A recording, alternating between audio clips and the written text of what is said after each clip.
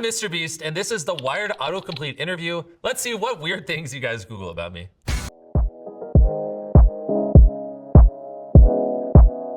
We going higher and higher, higher, until we on top. Whew, I actually don't Google myself much, so I have no idea what's about to pop up. Okay. I said the most Googled things about MrBeast. Board number 1. Why is MrBeast named MrBeast? I wish I had a better story to tell you guys, but when I started an Xbox Live account many years ago when I was a little kid, it autofilled the name as MrBeast 6000. Eventually I dropped the 6000 and that's how I got MrBeast. What is MrBeast's logo supposed to be? A beast? Wait, is this a MrBeast keyboard?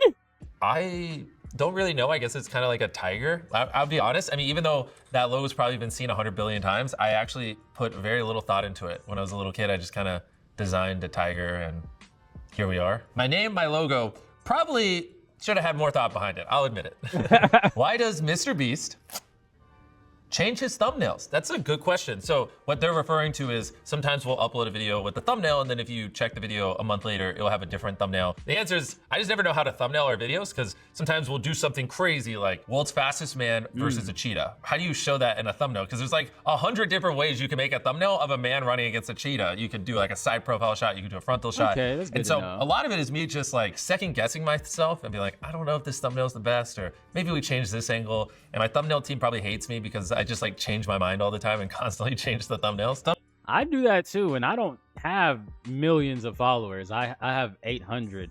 Shout out to my subscribers on YouTube. I say y'all make it worthwhile. I love you guys. I love the community. I love chat. And shout out to everyone on Twitch as well. Appreciate y'all. Thumbnails are important, but what is ultimately most important is that you just make great content. How does MrBeast get his contestants? That's a great question. Because do you like apply for it? Do you just show up? Typically, we have this Instagram page that I promote on my Instagram stories all the time called MrBeast Casting. It has the verified check mark, and then we just source a lot of our contestants through there. All right, we got another one. MrBeast's first video. Well, if you go to my channel, you can set it to oldest, and you will see that my first video is actually, I recreated Saw in Minecraft. I was a little kid with a hand-me-down laptop from my brother that I kind of like stole. I load up Minecraft, and I'm just building like, I built this big box, and then I put like some little like pigs from there in there, and then built like mini weird saw traps. And I was just like, look at this funny, weird thing I made. And it was, yeah, no one watched. So basically, if you start on YouTube, you might not blow up instantly, but when you do, just make sure you have the content there. Or cared. The thing is, if you watch a piece of content you made 6 months ago and you don't see a lot of things that could be improved, then you're probably not constantly improving and evolving. And so for me, there is no such thing as a perfect video. Things can always be better. The pacing or the editing or, you know, even the coloring, the lighting, Because I used to get into this thing with editing because I'm editing by myself. I don't have a lot of time and I'm a perfectionist.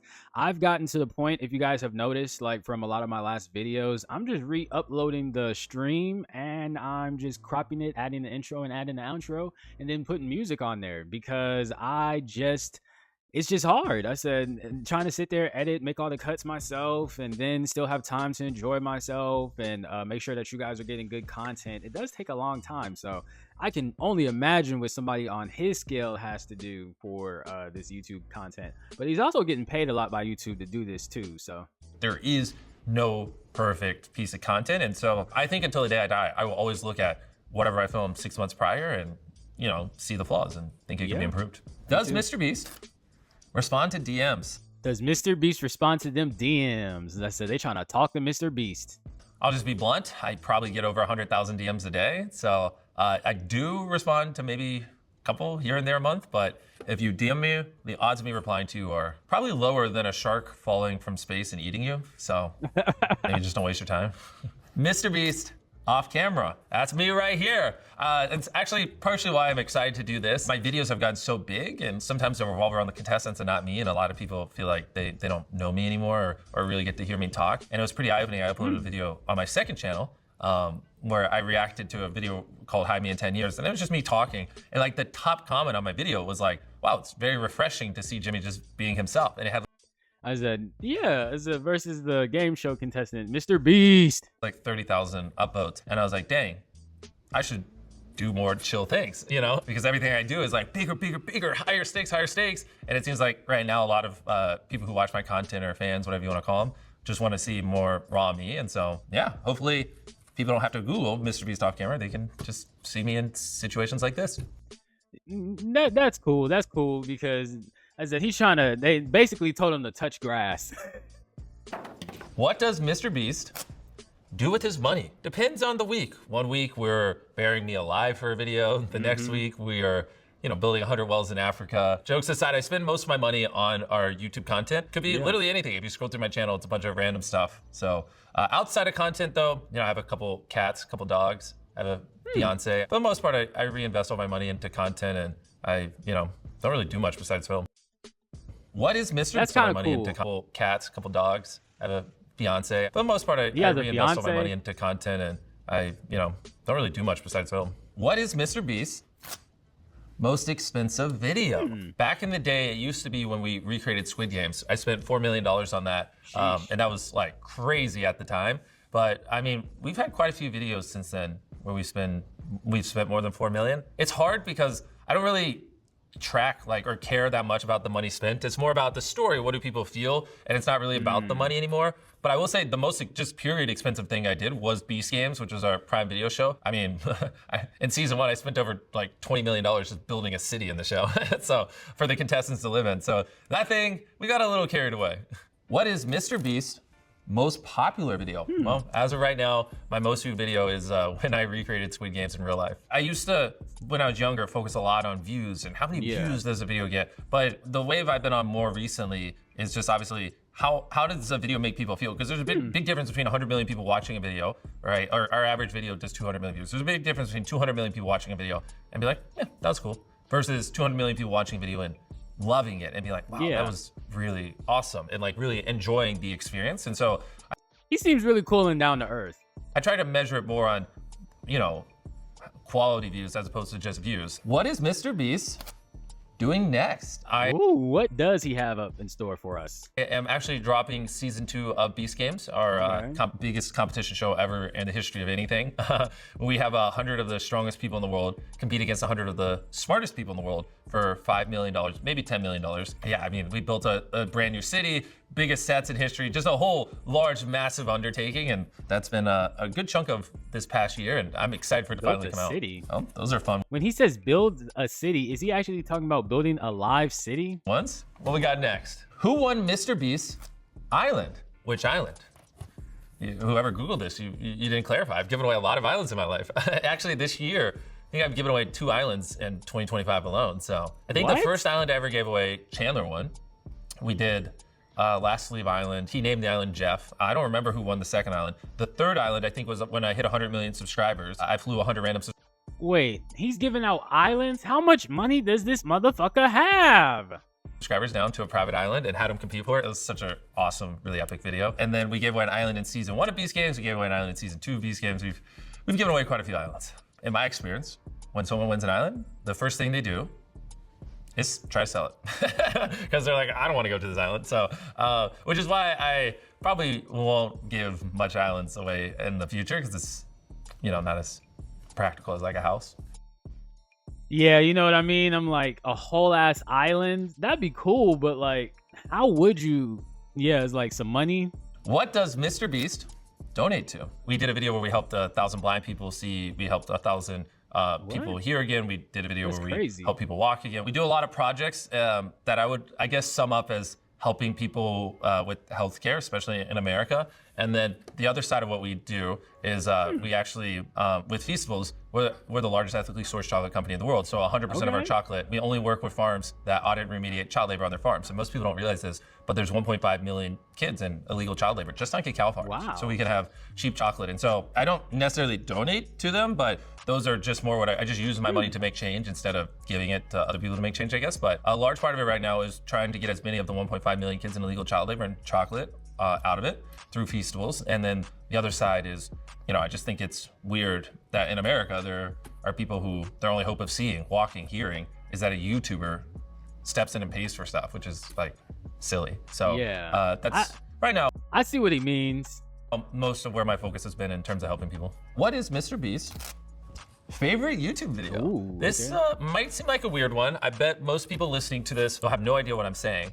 But there's this YouTuber back in the day called Technoblade, and he had this series where he tried to farm the most potatoes on a server, more potatoes than the Swede guy. People who don't play Minecraft are gonna think I'm crazy, but as a grown man saying this is my favorite video, but Technoblade was a YouTuber that sadly passed away, but he was very, very funny and charismatic. And that video, it's just so freaking funny how he just farms millions of potatoes over the course of months, but somehow makes it incredibly entertaining. And I find myself watching that like once a year, and it's always inspirational. All right, what we got next? What else? Will MrBeast hit 1 billion subscribers? Probably. I hope. That'd be cool. That'd be really cool. Even what I have already, 450 million subscribers. It's freaking 450 million subscribers is insane. That's more than the population of the United States. crazy. Like I'm almost tearing up just thinking about it. I mean, that is such an unfathomably large number. Like I'm already more than grateful for what I have. I mean, I have more followers, more, people who watch my content than I ever could have dreamed of when I was a little kid. So will MrBeast hit 1 billion subscribers? I hope, but if I don't, it's not the end of the world. I mean, I already have more than I ever thought I would in terms of viewership and fans. And so I would just be happy with 1,000 subscribers. If I never blow up on YouTube or I never blow up to be a streamer, I'm fine. I'm just cool with my little community and my tight-knit group of friends that I'm curating and cultivating here. But that's really cool for him. I'm not even mad at that. yeah, I guess we'll see. Are MrBeast games scripted? Are MrBeast games scripted? Why are we Googling this? No, they are not.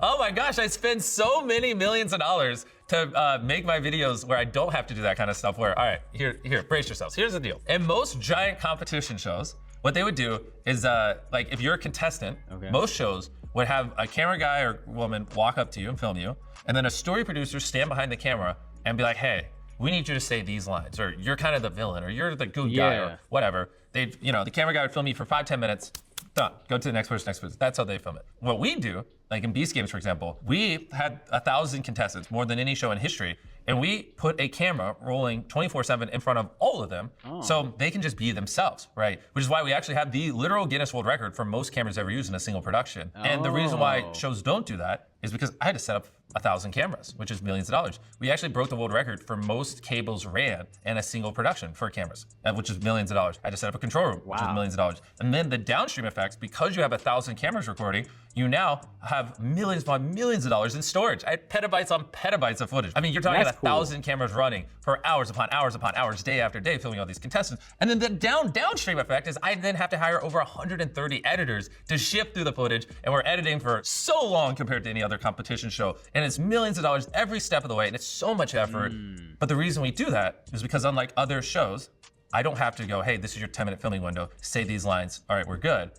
I can just leave the cameras running. And we spend all this money on infrastructure, so that's cool. we can just capture the contestants being the contestants, them being themselves, right? And I don't have to fake anything. That's the kind of stuff that people don't see. That's cool. I think that's genuinely cool, because taking out the fakeness of it and just giving like the real authenticity, I do like seeing stuff like that, and I genuinely enjoy that. And they don't understand, but that's what you feel, and that's why I think partially why people gravitate towards our videos, because they can tell they're authentic, and they can tell it's not scripted like normal reality shows, but they can't put it to words if you ask them. And in my opinion, this is why. It's because we go infinitely above and beyond 100x what anyone else would. So contestants can just be themselves, and we're recording all the time, and then we can just show an actual true reflection of what happened and not have to craft things in a short window. Can MrBeast buy the NFL? Can he buy the NFL? Can he buy the NFL? I already bought the NFL. What are you talking about? I bet maybe 2% of people watching this understand that joke. To the other 98% of you, just know that if you are a part of the 2%, you would think that's funny. MrBeast Game Season 2. It's my brand new show that just dropped. We had 100 of the smartest people in the world compete against 100 of the strongest people in the world for one of the largest cash prizes in entertainment. I wish I got the NFL joke. Is that a video he did? I bought the NFL. And I'm telling you, this show is gonna blow your freaking mind. It's bigger than anything that has ever been put on television. I mean, we built some of the largest sets in history to have these contestants be dwindled down to the rightful winner of $5 million or maybe $10 million. I could sit here and ramble for hours. Just trust me, season 2 of Beast Games, we went all out, and I know you're gonna like it. Yeah. Thought it would snap. Oh well. All right. That's all the boards. This was actually a pretty fun interview. You guys didn't Google as weird of stuff as I thought you would. But yeah, I'm grateful for the opportunity to talk to everyone. Thank you guys. Anyone who's ever watched my videos. That's cool. And, I don't know. I like MrBeast. He's cool. Shame me? Y'all niggas can't shame me. Y'all don't know I don't give a fuck already. Y'all can't shame a nigga. Y'all got me fucked up. What's your name?